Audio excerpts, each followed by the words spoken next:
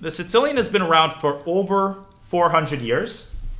And it used to be considered not the best move because it's not symmetrical. e5 was, of course, the main line. But the Sicilian really caught on in the first half of the 20th century when players started to realize that e5 is not the only good move. Anyways, knight c3, e6. So I'm trying to control the center with d5. That's not the only move. You can also develop the knight. You can go d6. You can play a bunch of different moves here. And Brad goes f4, which is a perfectly good way of playing the Sicilian.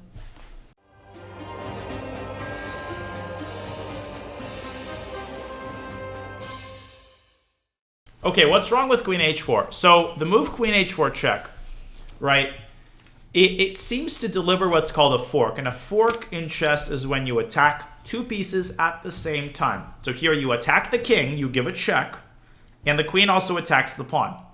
But forks can be defended against. And here white can play the move g3, which defends both the queen and the pawn at the same time. Defends both the queen and the pawn at the same time. And so the queen has to return. That's why it's oftentimes not very advisable to develop the queen before you've developed other pieces. So d5, check, knight c6, knight f3. So we're all developing our pieces. Well, the pawn on c5 controls the d4 square, which is a central square. But isn't inducing the weakness on the king side good? It is, but this isn't a very serious weakness, and you've wasted a lot of time doing it. So when you waste so much time, your opponent is able to develop. You can fianchetto the bishop now. It's too slow, right? You've wasted too much time, and this is not significant enough of a weakness. What is the benefit of having the pawn on c5? Well, as I explained, it's basically where the bottom line is that this pawn controls part of the center. It sits on the fringes of the center, and just like this pawn controls these central squares, well, this pawn controls a central square and another important square on the queen side. I'm oversimplifying it. It's just one of the normal first moves because it also contests the center. So I could have also blocked the check with the bishop, but then he takes my bishop. And what I didn't like about this is that I have to take with a queen, which is a little bit awkward. Because if I take with a knight, what's wrong with this? Who can tell me? What's wrong with taking the bishop with a knight? Using a method that maybe one of Kit's viewers wants to take a stab at this. Yeah, he takes d5. And white wins a pawn. And winning a pawn is good. And the way you determine this is by counting the number of attackers and defenders. 1, 2, 1. It's one defender, 2 attackers, therefore the pawn is free.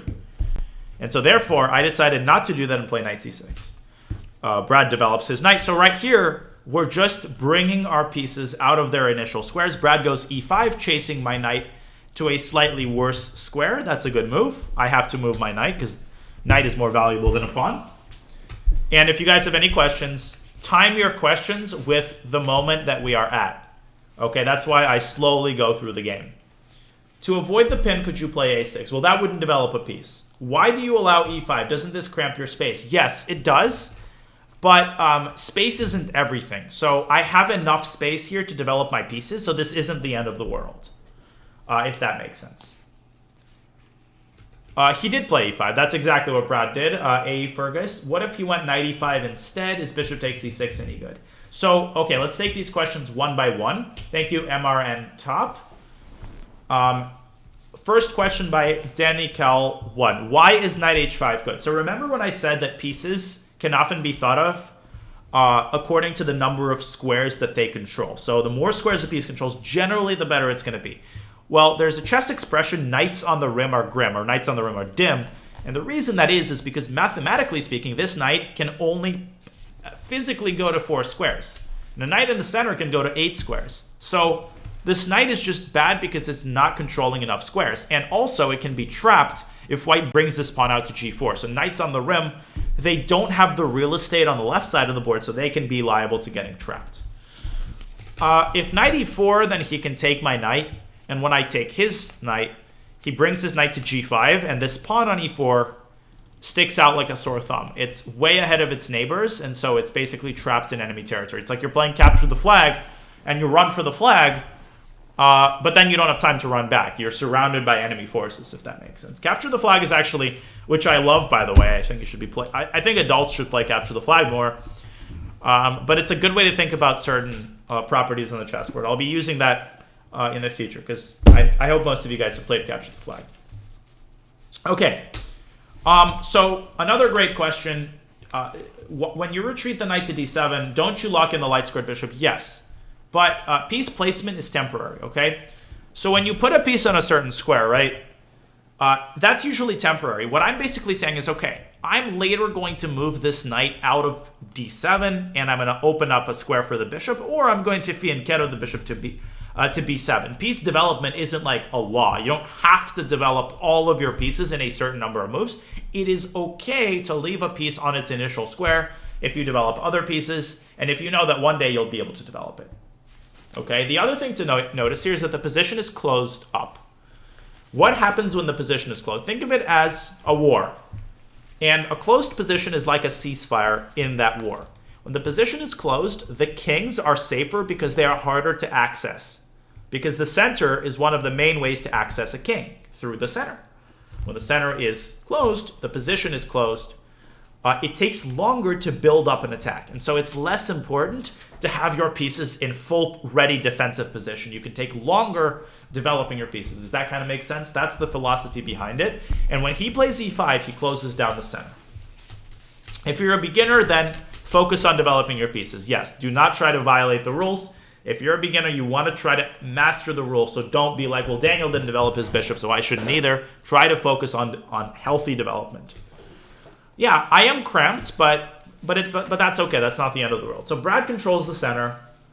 Guys, e5 is not that big of a deal. Being cramped is not that big of a deal. And it's also a stylistic thing. Some people are good in cramped positions. I think I'm one of those players. Okay, I'm not that great in any position. Also, don't get any illusions. I'm not nearly... There are people who are much better than me, but I like to play in cramped positions. I think I'm kind of good at finding ways to get out of them. So it's a stylistic preference more than it's like really, really bad to be in a cramped position. Okay. So knight takes d4, bishop takes d7. So we have a bunch of trades. And I actually, Brad, I didn't like your move bishop takes d7 because I feel like you are giving up a really active bishop for a pretty crappy knight. I think you should probably take queen takes d4. And then perhaps the bishop could drop itself back to d3 and aim at the king side. So I think that maybe white is slightly better here, but there's nothing major. Now, if black wanted to trade queens here, how could I try to trade queens? How could I try to trade queens? So I don't show the computer evaluation because I like to talk through the game myself.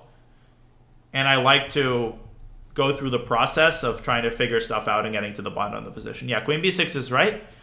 And this offers a trade of queens, which would lessen the load on my position. And after queen takes b6, knight takes b6, finally I'm ready to develop the bishop, you see? So it wasn't such a big deal that the development of the bishop was blocked. Okay, so he takes my knight, he solves the problem for me. And now we go rook to c8, bringing the... Yeah, white can bring the queen back, but that would be a small concession. Yeah, so in this position, we have two pieces that are hanging. So let me compare this to the following. Let's say you're playing knockout. It's a basketball game, right? You're playing a game of knockout, and you use your basketball to hit your opponent's basketball all the way to the other end of the court, so he has to run and get it. So think of it this way. When two pieces are hanging, a white bishop and a black knight, you are already going to lose your knight. You're already going to miss the shot, so you might as well knock your opponent's basketball to the other end of the court, by which I mean you might as well give this knight up for something. You're already losing the knight, so why not give the knight up for a pawn? Because you're going to take your opponent's bishop anyway. So knight takes c2 is a very logical move. The problem, and if queen takes c2, then we take white's bishop and we are up a pawn. The problem is that white does not have to take on c2. White can hit a full court shot. White can play bishop takes bishop. And if you're like, no problem, I take his bishop, then white takes the knight and white is up a piece. The line doesn't end there, but that's enough for now. We can take white's rook. White takes on b7. We attack the bishop moves away. And if you count the material, you will find that black is up a rook for a piece and a pawn. So technically right now, black is ahead in material, but What is the extenuating factor here? Hey, Omid. What is the extenuating factor here? Why didn't I go for this? Because the knight on a1 is that guy and capture the flag that's right in the end of the enemy territory. Look at that knight. That knight's going to get trapped. Maybe a computer could pull this knight out, but I thought the knight was going to get trapped. It doesn't have this square. It doesn't have this square. White's going to move the bishop out, and he's going to win the knight. So this line is the reason why I didn't go for knight takes c2. I decided to take his bishop instead and brought the rook into the game. Brad goes f5, starting the attack on my king, trying to open the position up. Now, this is a complex move. Here we get into an area of the game where the situation is super complicated. So those of you who are new to chess, you might have a hard time following some of the details. Try to focus on the bigger picture here. If you're a beginner, try to focus on the reasons behind the moves rather than the sort of details of the variations, which I will show. So first of all, what's wrong with this move, or what seems to be wrong with this move, is that it gives up the pawn on a7. And the first thing I should mention is that not all pawns are of the same value. Some pawns are more important than others in certain positions. Particularly the pawns in the center tend to be controlling a lot of squares and holding your position together. A pawn on a7 isn't that important at the moment. That doesn't mean you should just give it up. Thank you, CH Adams 2112. And the second reason that it's worth sacrificing this pawn is because the queen on a7 is now very vulnerable to attack. And I can use this queen as a tool to improve the situation of my two bishops. Look at these bishops. Do you like the way they're placed? Because I don't. They're kind of passive. They're like cramped together. Why don't we put one bishop on c5? He has to take our pawn. And the other bishop on c6. Now look how much better these bishops are. And if the queen drops back to b3, take a good hard look at this queen. Thank you, Brother Dan, for the prime. It can't go back. And it has no other squares. So what move does black now have? We can go rook to b8, attacking the queen and trapping the queen. The queen has no squares. It is trapped. White loses the queen. White loses the queen. And the reason White has to take the pawn here is that the queen has no other squares on the chessboard to move to other than to take the pawn. So the queen in this position has to go to a6. But now you see this bishop on c6. Do you guys see that it's staring at this pawn? That's not a good situation. You don't want a piece of yours to bite on top of a pawn. You want it to be open. So what can you do? You can push that pawn out. Now the other bishop is staring at the pawn, but at least this bishop is staring at White's king. And now you can do what's called building a battery. You can put one piece on top of another piece. So a queen on top of a bishop or a queen on top of a rook. And when you build a battery, you threaten checkmate on g2. Now let's say that White defends the checkmate by playing rook to f3. Or sorry, let's say White plays rook to g1. Now we look at the other bishop and we say, I don't like the way this bishop is placed. Now this bishop is the one that's not joining in the party. That's not fair, so get out of here, pawn. And guess what? We win the rook. And not only do we win the rook, but we deliver checkmate on g2 because White has nowhere to stop it. So that is a little window into how good it might be to sacrifice pawns. Pawns aren't everything. So when you have an aggressive style, you're more prone to sacrificing pawns for an attack, which is not always a good thing. Sometimes you can sacrifice a pawn or a piece and it can backfire. The attack might fail, and then you end up down whatever you sacrificed and you have nothing to show for it. But this is a little window into how complicated this position could be, and that is why I sacrificed the pawn in the corner. I don't know if that makes sense. So he goes f5. Now we bring the bishop out to c5. This is a move that you guys should be familiar with. We make our bishop better. He drops his queen back. We take his pawn. This pawn on f5 was a very nasty pawn. It wanted to go all the way to f6 and destroy the defense around our king. Okay. Why not b6? Because the rook is much better on c8 than it is on a8. On a8, the rook was like very passive. It was just staring at the pawn. On c8, the rook is at least controlling more squares. Always think about it in terms of square control. How many squares is a piece controlling? What is a piece doing? If a piece isn't doing anything, you can think about making it better. Okay, so he takes f5. He takes our pawn. Now we look at this bishop. This bishop is not doing much. Let's reposition it to a better square. We also open up our queen. c4, b5, undermining his pawn. So now if he takes our pawn, then we take his knight. The reason I played bishop e6 and not bishop c6 reactionist is because this move, although it was probably also good, but it would have left this f5 pawn without a defender. And it is true that white cannot take the pawn immediately, right? White can't take this pawn because he drops his knight, but after c4, this pawn is hanging, and I didn't want to give up this pawn. So this is a pawn I don't want to give up. I don't sacrifice every single pawn on the board. Okay. So he defends his knight. We undermine the pawn.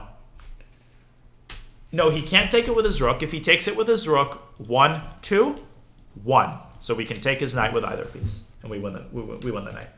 Okay, so moving on, c4, b5. He defends the pawn. We take it. So if we were to ever attack this pawn, and we did in the end, if we were to ever attack this pawn, it would no longer be able to be protected by another pawn. It's called isolated. An isolated pawn is a pawn that has no pawns on neighboring files that may be able to protect it. Okay? So now we go queen h4. We make our queen stronger. Our queen is now near white's king. That's all there is to it. And now we look at this rook on f8 and we say, this rook is not doing anything. Let's get this rook to do something. Now, what is this called? What is this called? What are we doing to white's queen? This is called a pin. And I know that for a lot of you, this is very basic. Please bear with me. I'm trying to make this interesting for everybody. And those of you who are more advanced, you will have your moment in the sun. It's just that I know we have a lot of people new to chess, so I want to make this at least somewhat followable. This is called a pin. What is a pin? A pin is a situation just like this. When you see the knight on d5 is pinned, it cannot move because we take the queen. So one piece stares at another piece through the lens of another piece. That's all there is to it. That was a very clear explanation. Our rook on d8, a pin involves one of your pieces and two of your opponent's pieces. So when a piece of lesser value, such as the rook, stares at a piece of greater value, such as the queen, and it does so through the lens of a third piece, that third piece is pinned. It is pinned because if it moves, the moment that it moves, it exposes the attack on that third piece. Okay? I myself am not too familiar with absolute pin. I don't know the terminology all that well. Now, if this knight on d5 was a black knight, if it was a black knight, that is what I call an X-ray. An X-ray is the same thing as a pin, except we're the ones who have that intermediate piece, and we control its movement. That's where a discovered attack comes in, right? We can move that piece, and we open up an attack on that white queen. If this knight were a black knight, we would move that black knight, and we would be threatening the queen. An absolute pin is a pin on the king, yes, where that piece literally, by rule, cannot move.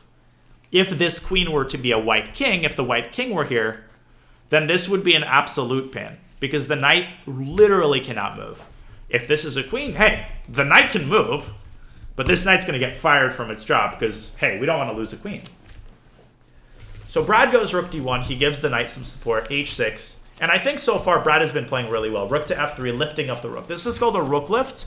It's where you lift the rook up to one of these squares in order to mount an attack against the enemy king.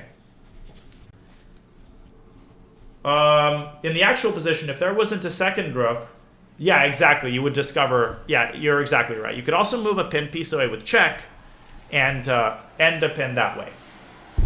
So now we go rook to d7. And why open the h7 square instead of g7? Fantastic question.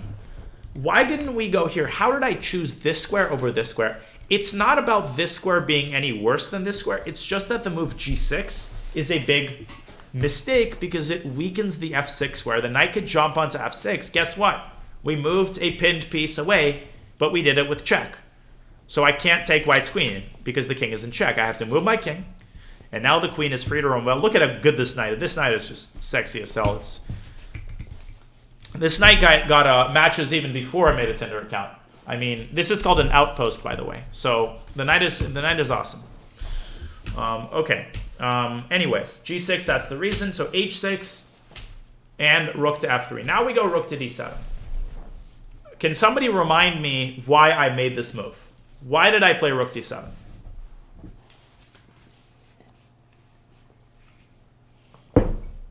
It gives the queen a retreat square. Why do we need a retreat square? Well, Brad showed us why. Rook h3. And if I didn't have this square, the queen would not have a lot of good spots. So we can drop the king back to d8. It is safe here.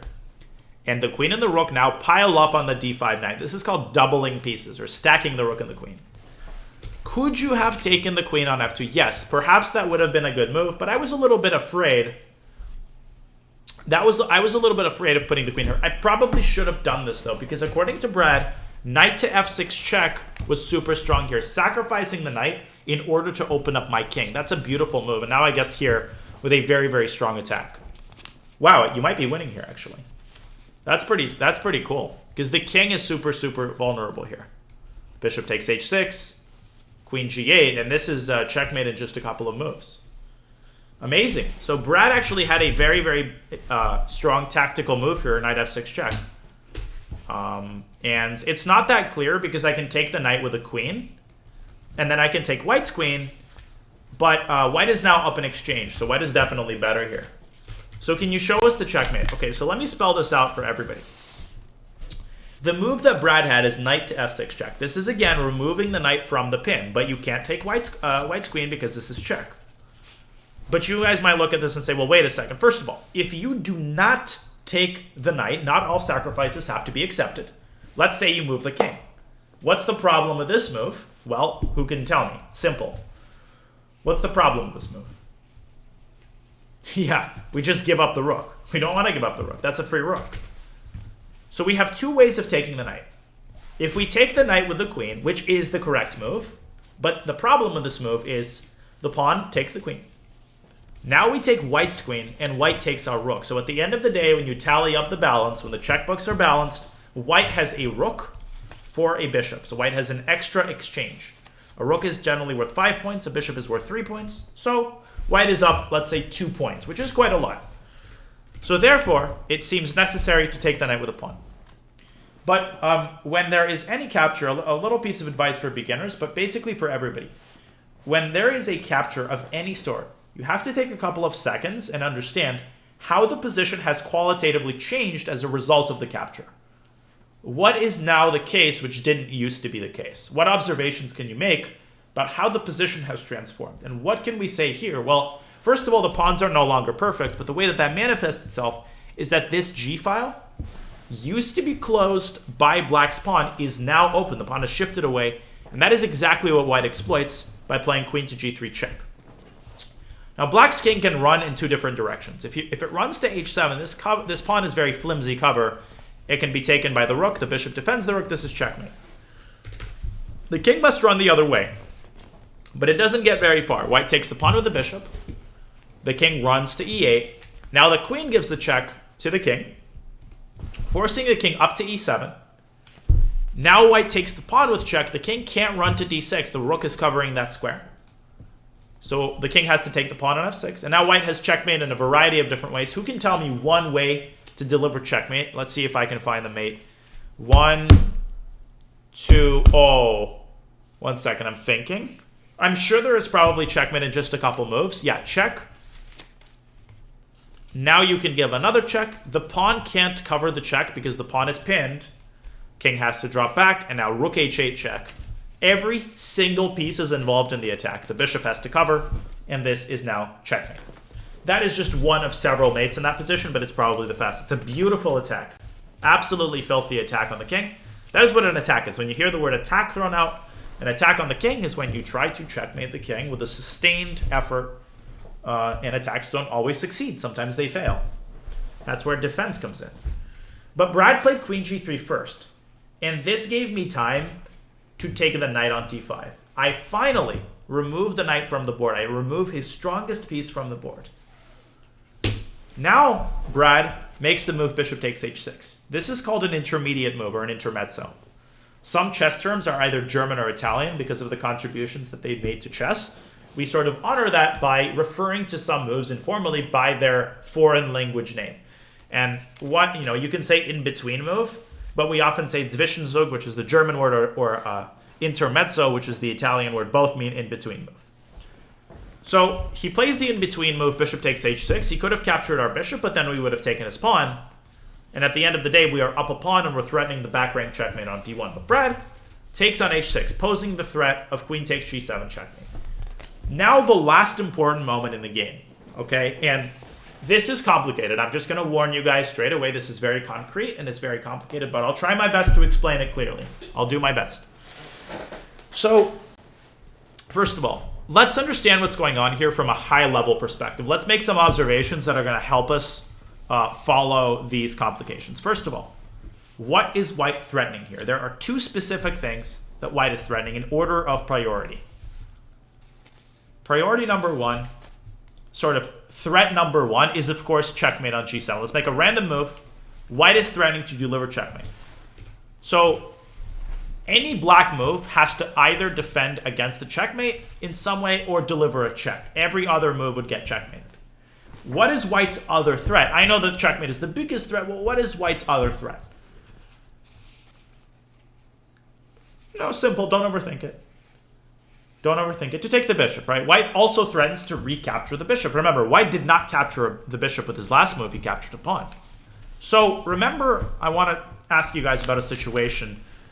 Do you guys remember, rewind, all the way back to the opening when Brad took our knight on d7? Some people were proposing an intermediate move. I compared this to, I made a weird comparison, I guess, to knockout basketball. You're losing the piece. You already missed the shot. You're going to lose the piece, so you might as well give a piece up for as much as possible. People wanted knight takes e2, which is a healthy move, but it didn't work for a complicated reason. Well, let's transfer that ability over to this position that we're looking at now.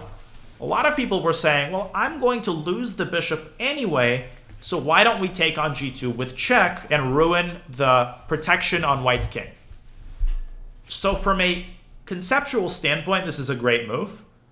But the problem is concrete. Now, if white takes the bishop with the queen, that would be a very bad move because we take the rook with check. Again, with check, that's why white can't deliver checkmate because it's check. And white loses the game because the king has no escape squares. White has to give up the queen. But what happens is that white takes on g2 with the king. And because he takes with the king, believe it or not, I know it sounds weird, but the king is safer here than here. Why is that? Why is the king safer on g2? And this is the complicated reason. The king is safer on g2 than on h1. Because optically, the opposite seems to be. There is no back rank checkmate. The king on g2 has access to a lot of escape squares, whereas the king on h1 is boxed in. So any check on this first rank would be checkmate. And specifically, white can do the same thing that he did in the game. Let's say that I play bishop to f8, Brad plays the move bishop to g5, and this time I have no move that I had in the game because the king is free to roam, and white's going to play queen h4 and checkmate me. So now we see what I played. I played the immediate bishop f8, protecting the g7 square. Brad goes bishop g5, and had he taken my bishop now, I would have taken on d5, and once again, I create the threat of checkmate on d1. The same thing would not have been possible with the move bishop takes g2 check. But Brad goes bishop g5. He attacks my queen, another intermediate move. Now, if we just sort of in docile fashion move the queen away, then white goes queen h4. Queen and the rook are stacked up or doubled. And because they are doubled, white threatens a devastating checkmate on h8 or on h7. And I didn't see a good defense to this. But instead, I move my bishop away. That is the ultimate reason I didn't take on g2. I preserve my bishop. And if he takes my queen, then this is checkmate after queen e1, rook takes e1. Yep, your pieces block the pawns from making Luft, as we say. Luft is the German word, I think, for air, for the king. And so the game is basically over. Rook e1. Now comes another complicated moment. Because once again, if we move our queen away, then white goes queen h4. Just because we're up a piece, nobody's doing us any favor for that. You can be up a piece all you want. But this is still a checkmate threat. And there is no easy defense against it. If we play f6 here to create some luft for the king, white has a gorgeous move in response to it. White to play in this position, guys. e6, white pushes the pawn forward to deprive the king of the f7 square. And this pawn cannot be gotten rid of. So queen h8 is basically inevitable unless black wants to give up queen. Okay, so that's why I asked myself, well, is there a way to get rid of this rook? If I can get rid of this rook, then white can put a queen on h4 all he wants. This is not going to be a checkmate threat. So that's why I played the move rook to d3, attacking the queen, counterattacking it. If white takes my queen, I take his.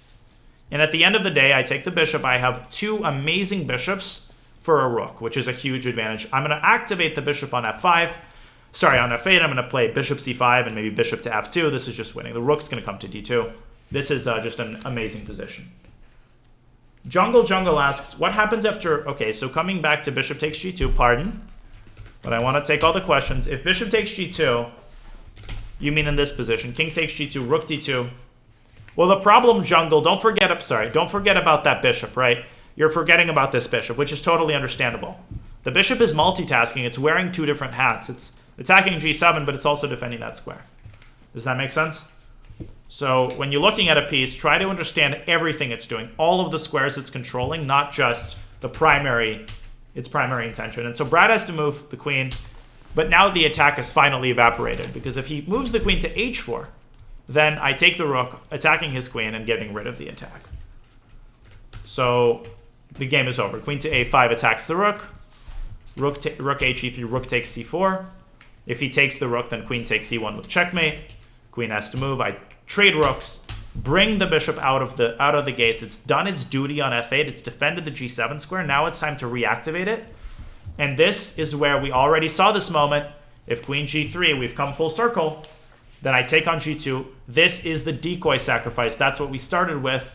This is the decoy, distracting the queen from its protection of the rook. And if king takes g2, you guys already are pros at detecting pins. So this move should make perhaps a whole deal more sense than it did when I first showed it, if I've done a halfway decent job. And so Brad played queen d2, rook c2, sacking the queen, of course, quote-unquote sacking. It's a very simple sacrifice. Queen takes a5, bishop takes g2, checkmate. Whew, that was a very rich game. Thank you so much, Brad. It was possible thanks to your amazing play. I know that some of the complications here were not easy to follow, so I appreciate everybody being patient. Thank you. Wow, 500 bits from Bayleaf9. Appreciate it. That was a really cool game. Lots of stuff happened, and it was very close. It wasn't that I crushed that easily. And that's ultimately what you guys should keep in mind, is that GMs are good, but I'm not a god of chess. I still make mistakes, and I can still be beaten. Thank you, Induced Giant, for the 100 bits.